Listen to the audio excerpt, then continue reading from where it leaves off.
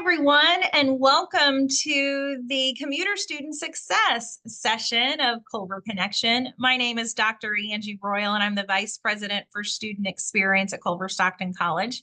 So excited to be here to talk to you about supporting your commuter student. We are so excited to have your student here on the Hill this year.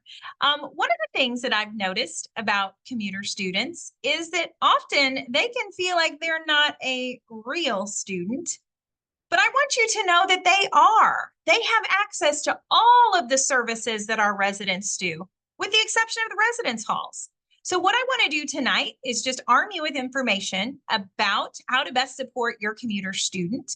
But please know I'm always here to help, and I'll leave you with my contact information at the end of this session so that you can reach out to me anytime you have any questions. So let's get started.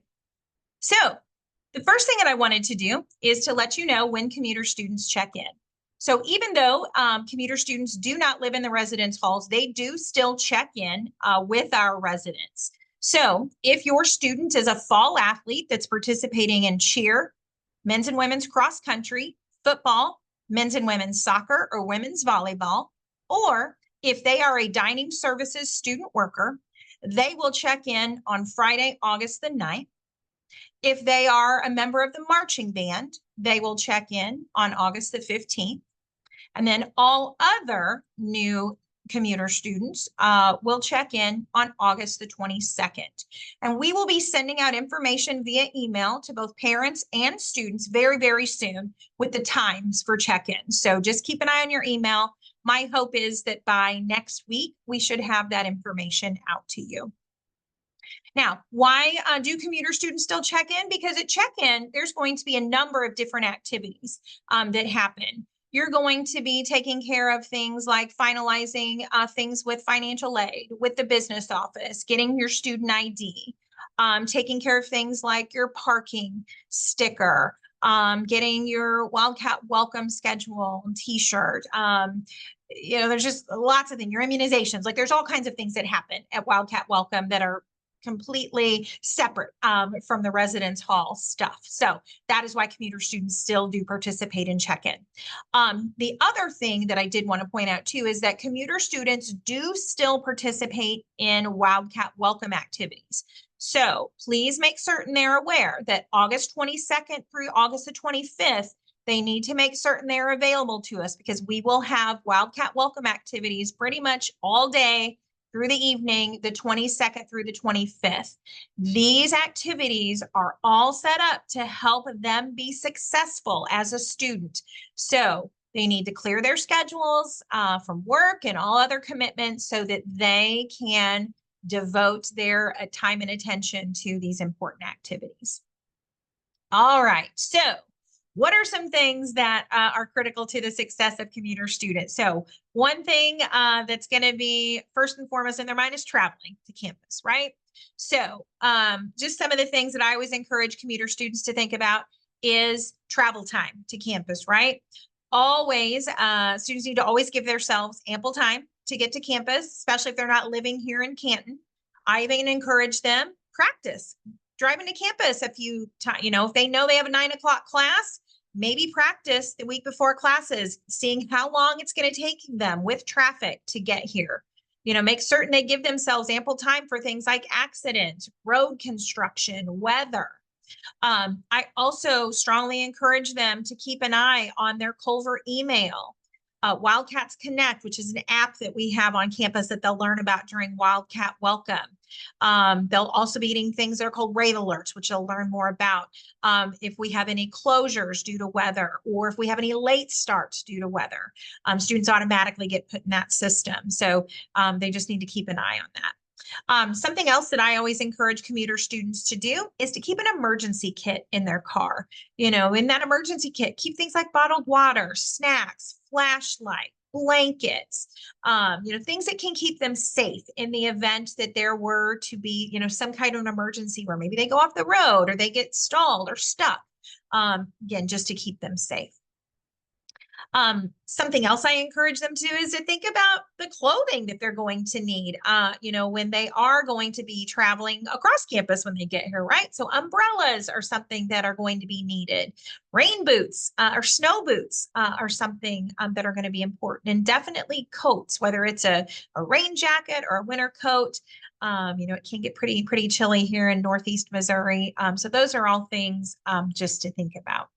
Now, parking on campus. Do we have ample parking here on campus? Absolutely. Commuter students can park in any student lot on campus. Now, are they going to be able to park right by their classes? Probably not.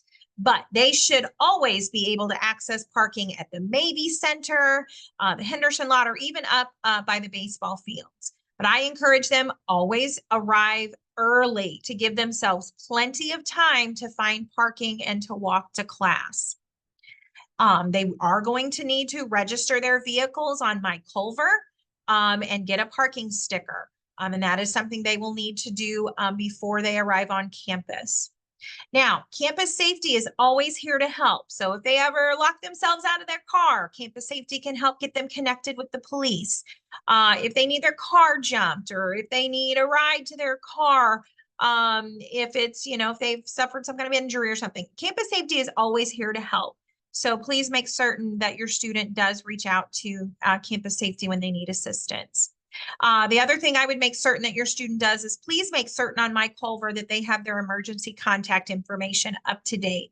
Just in case, God forbid, any kind of emergency situation were to happen, we need to be able to contact you as their parent. So just make certain they go on My Culver and do that. All right, while they are on campus, just some things I wanted to point out to them that can help make their lives a little easier as commuters. We do have 27 student lockers for commuter students that are located on the lower level of Johann, which is our library on campus. The use of these lockers is coordinated and supervised by campus safety. If a commuter student wishes to use one of these lockers, they just need to go to campus safety and they'll have one assigned to them. Students are responsible for providing their own lock, and it can be a combination lock. It can have a key. However, the college does reserve the right to open the lockers by any means, including cutting that lock off if they do need to get into the locker. Something else I would encourage your commuter student to think about is as they start to think about their classes for next semester, they will schedule their spring classes usually in around October.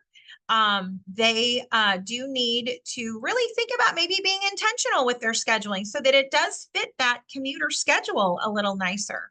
Maybe they want to try and not have big gaps in between classes if possible. But if they do have gaps between classes, maybe encourage them to use that time to study and get their homework done.